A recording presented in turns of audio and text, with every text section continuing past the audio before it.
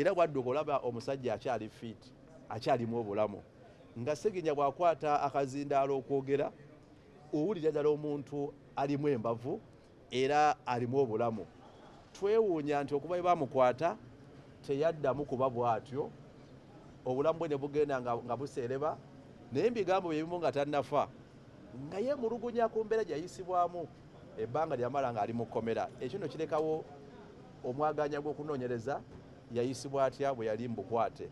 Naye kye tukakasa nti bwe yalaaja n'ofuna obujjanjabi tebaamuwa mwaganya ogwo okufuna bujjanjabi, kuba yalaajana nnyo okufuna specialized medication, obujjanjabi obw'ekikugu, ne batamuwa mukisa kufuna bujjanjabi obwo. Tufiiriddwa nnyo mu Sseggirinya era tunakuwadde nnyo olw'okufa kwa Sseggirinya.